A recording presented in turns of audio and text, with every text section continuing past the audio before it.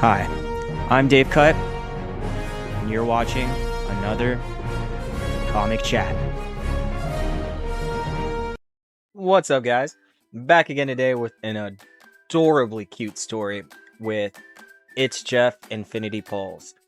And this is a story where Jeff goes on an adventure with all of the Marvel Universe's heroes' pets. So let's dive in. First, let's get to know each pet. Of course, there's Jeff the Land Shark. Then we have Lucky, the pizza dog. And then, of course, we have Alligator Loki. There's Throg. We've got Chewie, the Captain Marvel's Flurkin. You know, the cat from the movie. Leo is Black Widow's cat. Alpine is the Winter Soldier's cat. We have Cole, my favorite, the Ghost Rider's cat. We have Cosmo, the space dog of the Guardians of the Galaxy. We have Dr. Shapiro, Iron Man's cat. Tippy Toe, Squirrel Girl Squirrel. They put in Lockjaw of the Inhumans. Lockheed, Kitty Pryde's dragon. Bats, Doctor Strange's ghost dog. Bigario, Oliver, and Lucifer. Rogue and Gambit's cats. And Lupin, Raffles, Irene, Simon. Black Cat's cats.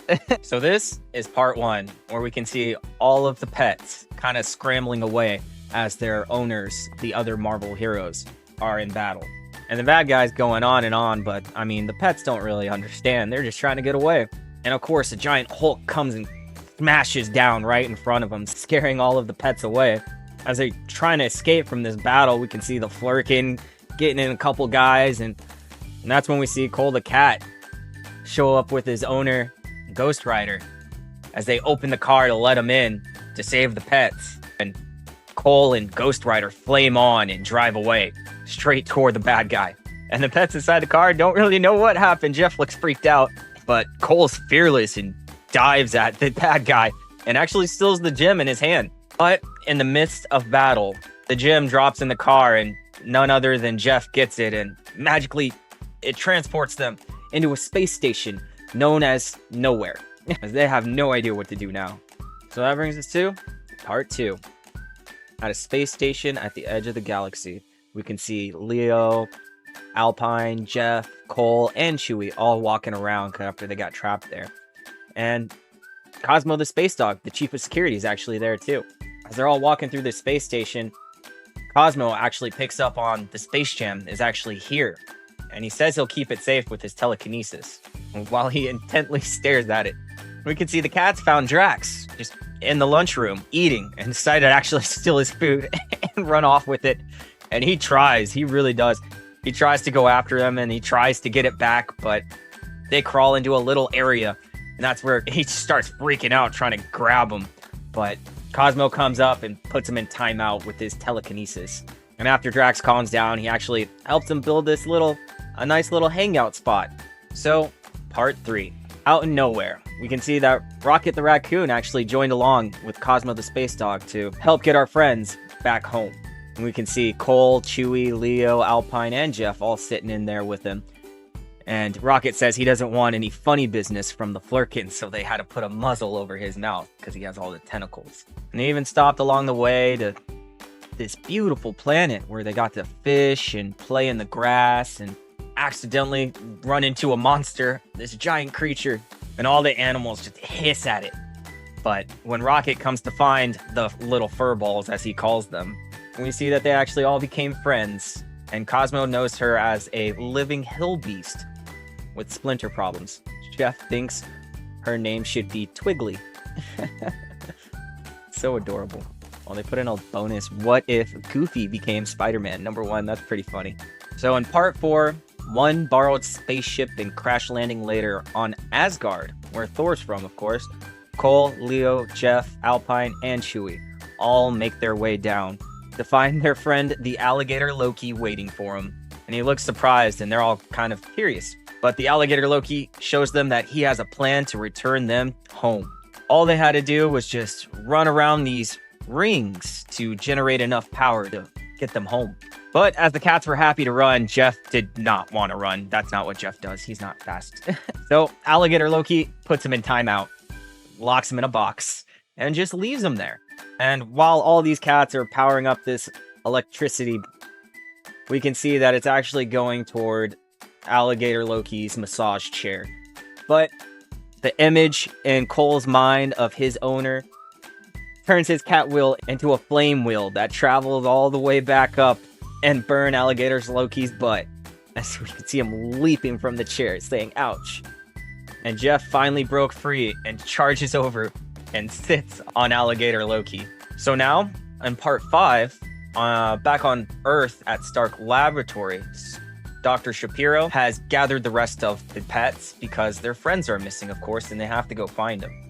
So he gathers Figaro, Lupin, Oliver, Tippy Toe, Lockjaw, Lucifer, Raffles, Irene, Simon, and Lucky the Pizza Dog.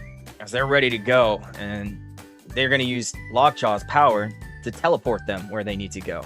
But as we can see, it was the Shire Empire on the planet Chandelar, where all the pets just here, but they don't see their friends anywhere, so Dr. Shapiro tells Lockjaw to try again. So they end up going to the Savage Lands by accident, where their friends are not, so they try again. And finally make it to Nowhere, where they meet up with Cosmo, the dog, who of course saw their friends and is always happy to help. And of course, they finally found him. And they were with the Collector, of course, at the Grand Master's Arena, where he takes the space gem from Cosmo and says that they now have more contestants for their games. As we can see the Grand Master's lair in space, he says, "You can call me the Grand Master. While some of you furry ones stumbled in my arena, I went ahead and gathered the rest of you pets for my little experiment. You will all compete." So of course, that leads us to part 6. Slight editor's note, I won't guarantee this is every pet in the Marvel Universe, but it's most of them. Just trust us and enjoy the cuteness. I love the little note. And while the Grand Master is explaining the rules, I mean, none of the pets are even listening. We can see all they hear is just blah, blah, blah. There are 5 power gem treats, blah, blah, blah. Even Alligator Loki's not listening. And he just keeps going on. Blah, blah, determine the best in the universe. Blah, blah, blah, all that. I mean, none of the pets are listening. The Flurkin's yawning. They even brought in their new friend from the other planet. And it seems like they're getting sleepy now and starting to relax as the Grand Master just keeps going on. Blah, blah, the 10 rounds of sports, blah, blah, blah. And by the time he says, blah, let the games commence, whoosh, everybody's asleep. So, in part 7, at the Grand Master's lair in space, we can see Throg, the frog Thor, has come to help his friends as the Grand Master's trying to set up another tournament of racing. Throg just charges right in, but instantly gets captured and made to race too. As the Grand Master starts, on your mark, get set, go, and all the animals actually do take off. We can see all the animals take off in this race as my favorite Cole's zooming around on fire, right by Throg to first place. And even the Flurkin cheats and uses its tentacles to stop Throg. And while Throg's down, Alligator Loki comes up and falls asleep right on top of him. So in part 8, at the Grand Master's Arena in space, he continues the competition with the next round, the talent contest, as he kicks things off with the panel of judges. We have Beta Ray Bill, we have Nebula, and we've got Howard the Duck. And with that, the show will begin. And to kick things off, the Flurkin used all of its tentacles to do a little tap dance as the judges clap, except for Nebula.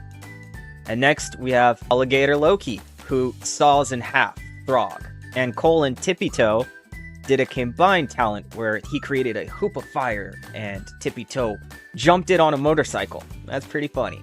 And that even got Nebula clapping. Cosmo used his telekinesis, ability, not really a talent, but they still clapped. And finally, it was time for little Jeff as he steps to the mic and starts singing. La la la la la la la la la. And it got everybody to sing. Everybody joined in with them. And luckily, it was just enough of distraction for Cosmo to steal the Infinity Stones back. And Cosmo gathered them all up with his telekinesis, and they vanished back to Nowhere. So, part 9. At Nowhere, the space station at the edge of the universe, home of the Guardians of the Galaxy. Rocket Raccoon wakes up and looks outside to see all the pets had returned back. Drax even wakes up to the Flurkin's tentacles all over him. You can see the cats joined Gamora and Star-Lord for lunch. And even Groot's watching some of the pets as Jeff's biting the back of his leg. Cosmo tells him that they're only gonna stay for one more night. So they make the most of it and play with all their new friends for the rest of the day, watching movies, eating food, until it is time for them to go back home. So Cosmo gives Jeff all the Infinity Stones, and they take off to go back home. As the Guardians of the Galaxy wave them goodbye, we can see Drax break down and hug Rocket, saying he's really gonna miss Chewie. So part 10, the final part. Back in Midtown, New York City, we can see the heroes are kind of struggling and could need some serious help. When Captain Marvel spots friendlies incoming, we can see a little dot coming closer and closer as all the pets fall from the sky and land right on top of the bad guys, crushing them. And they're ready to fight. They mean business. I mean, Flurkin's got the tentacles out. Jeff's ready. Adorable. And their owners are just so happy to see them, as they all just start hugging and making up, saying, "So glad to have you back, friend." And we can see everyone made it back. And they even picked up a few new friends along the way. The end. And that was the cute, adorable story of Jeff and the Infinity Paws. I really liked this story. It was very cute. It was my first Jeff comic read, and to see him get all the Infinity Stones was just adorable. And I do love that they put all of the pets from the Marvel heroes in here as well. Here, we can actually go back and look real quick. Yeah, they put all of the pets from the Marvel characters in here, and I love to see it. A lot of them I didn't know. Like I said, my favorite was Cole, Ghost Rider's cat, but that's just because he can burst into flames and he seems kind of cool. Seems like the cooler cat. But yeah, it was a cute, adorable story, guys. Let me know what your favorite Marvel pet was in the comments. And yeah, it was just an adorable story. And like always, guys, thanks for tuning in. Thanks for hanging out. And until next time, have a good one.